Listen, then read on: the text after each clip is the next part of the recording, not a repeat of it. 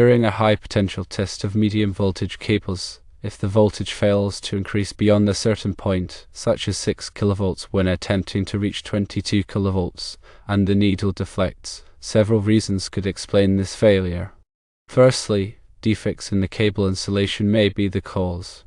This can include voids or gaps in the insulation material, contamination or impurities present within the insulation, or physical damage to the insulation that may have occurred during the cable's installation. Secondly, partial discharge could be responsible. Small defects in the insulation can initiate electrical discharges, leading to a drop in voltage as the test progresses. Thirdly, moisture penetration is a common issue. If moisture finds its way into the cable insulation, it can create a conductive path, thus causing the cable to fail the high potential test. Fourthly, manufacturing defects can also be the source of the problem. Imperfections or inconsistencies introduced during the cable manufacturing process can compromise its integrity. Fifthly, environmental factors play a role as well. Exposure to extreme temperatures or high humidity levels over time can degrade the cable's insulation, making it more susceptible to failure during testing. Regarding the concern about repeated high potential testing affecting cable quality, it is possible for frequent testing to have a negative impact if not conducted correctly. Several factors must be considered. Firstly, the test voltage used is critical. Exceeding the maximum allowable test voltage specified by the manufacturer can cause damage to the insulation. Secondly, the duration of the test is important. Prolonged testing at high voltages can lead to insulation degradation over time. Thirdly, test conditions must be appropriate. Ensuring proper grounding and maintaining a controlled temperature are important for obtaining accurate and reliable results. Fourthly, the cable's age and past history are relevant. Older cables may be more vulnerable to damage during high potential testing compared to newer cables. Fifthly, the number of tests performed should be limited. Conducting multiple tests within a short period can increase stress on the insulation and potentially reduce its lifespan. To address the cable failure and minimize the risk of damage from testing, consider the following recommendations. Firstly, thoroughly inspect the cable. Visually examine the cable for any signs of physical damage, such as cuts, abrasions, or swelling, as well as any other visible defects. Secondly, review the testing procedure. Ensure that the testing parameters and procedures being followed are in accordance with applicable industry standards and the cable manufacturer's recommendations. Thirdly, contact the cable manufacturer. Consult with the manufacturer to determine the maximum allowable test voltage for the specific cable type and to obtain any specific testing requirements or guidelines. Fourthly, limit the number of tests performed. Conduct high potential tests only when necessary, and avoid excessive or unnecessary testing. Fifthly, use appropriate testing equipment. Ensure that the high potential test equipment is properly calibrated and in good working condition to deliver accurate and reliable test results. Sixthly, closely monitor the test results. Observe the needle movement or digital display readings during the test to identify any anomalies, such as sudden voltage drops or current increases, that may indicate a potential problem. Seventhly, document the results. Keep a detailed record of all testing parameters, including the test voltage, duration, temperature, and humidity, as well as the test results for future reference and analysis. Specifically addressing the high potential test, it is used to assess the integrity of the cable insulation. The test involves applying a high voltage, typically a direct current or alternating current voltage significantly higher than the cable's normal operating voltage, between the conductor and the shield or ground.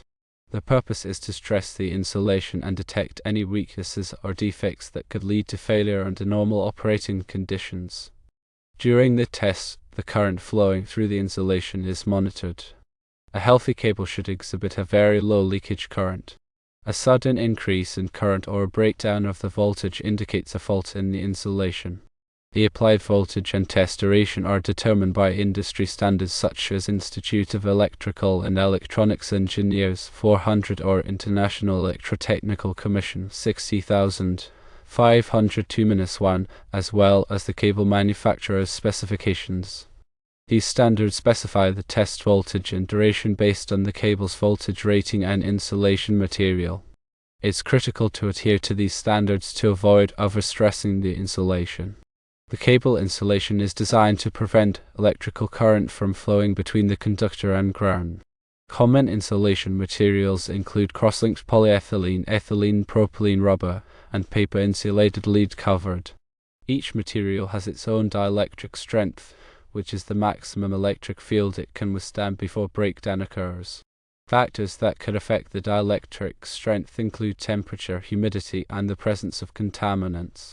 Voids or air pockets within the insulation create areas of high electrical stress.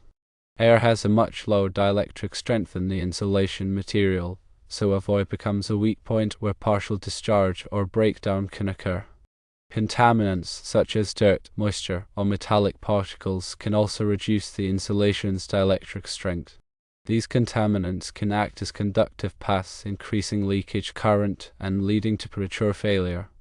Damage to the insulation during installation, such as nicks, cuts, or abrasions, can compromise its integrity. These defects create stress concentrations that can initiate breakdown. Proper handling and installation techniques are essential to prevent insulation damage. Partial discharge is a localized electrical discharge that occurs within the insulation due to high electrical stress. It can be caused by voids, contaminants, or surface irregularities. Partial discharge degrades the insulation over time, leading to eventual failure. Moisture ingress can significantly reduce the insulation's dielectric strength. Water is a good conductor of electricity, so moisture within the insulation provides a path for leakage current.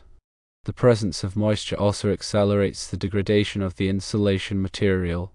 Manufacturing defects can include inconsistencies in the insulation thickness, improper curing, or the presence of contaminants. These defects can weaken the insulation and make it more susceptible to failure. High temperatures can accelerate the degradation of the insulation material. Excessive heat can cause the insulation to become brittle and crack, reducing its dielectric strength. High humidity can also degrade the insulation by promoting moisture absorption. The combination of high temperature and high humidity is particularly detrimental. The test voltage should be chosen based on the cable's voltage rating and the relevant industry standards. Applying a voltage that is too high can overstress the insulation and cause premature failure. The test duration should also be carefully chosen. Prolonged testing at high voltage can lead to insulation degradation. Industry standards typically specify a test duration of 1 to 5 minutes. Grounding is essential for high potential testing. Proper grounding ensures that the test voltage is applied correctly and that any leakage current flows safely to ground. A poor ground connection can lead to inaccurate test results and potentially dangerous conditions. Temperature and humidity can affect the insulation's dielectric strength. Testing should be performed under controlled environmental conditions to ensure accurate results. Older cables may have degraded insulation due to aging, thermal cycling, and exposure to environmental factors. These cables are more susceptible to damage during high potential testing. The number of tests should be minimized to avoid overstressing the insulation. Each test applies stress to the insulation, so repeated testing can accelerate degradation. High potential test equipment must be properly calibrated to ensure accurate voltage and current readings. A poorly calibrated tester can provide misleading results and potentially damage the cable. The test results should be carefully monitored for any signs of insulation weakness, such as a sudden increase in leakage current or a breakdown of the voltage. Detailed records of all testing parameters and results should be maintained. These records can be used to track the cable's performance over time and identify any potential problems. The information should include the date of the test, the cable identification, the test voltage, the test duration, the temperature, the humidity, and the leakage current. The records can be valuable for future troubleshooting and maintenance activities. Therefore, by carefully considering these factors and following the recommendations, the risk of cable failure during high potential testing can be minimized and ensure the continued reliability of the power system. The most common standard for high potential testing of cables is Institute of Electrical and Electronics Engineers 400, which provides guidelines for field testing and evaluation of cable insulation.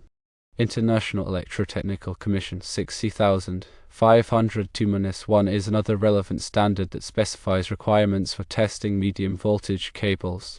For 11 kV cable, the high potential test voltage is typically about twice the operating voltage. So, for 11 kV cable, a test voltage of 22 kV is appropriate. The test duration is typically 1 to 5 minutes. The leakage current should be very low, typically in the microampere range. A sudden increase in leakage current indicates a potential insulation problem. The test is usually performed with a direct current voltage, but alternating current voltage may also be used. Direct current testing is generally preferred because it is less likely to cause damage to the insulation.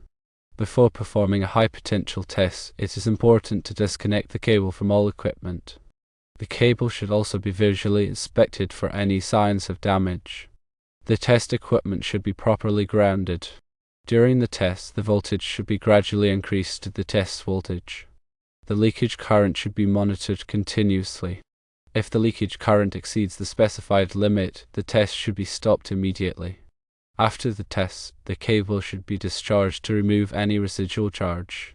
In summary, several factors can cause a cable to fail during a high potential test. These factors include defects in the insulation, partial discharge, moisture penetration, manufacturing defects, and environmental factors. Frequent high potential testing can potentially affect the cable quality if it is not performed properly. To minimize the risk of damage, it is important to use the correct test voltage and duration, ensure proper grounding, control the environmental conditions, and limit the number of tests. Careful monitoring of the test results and detailed record keeping are also essential.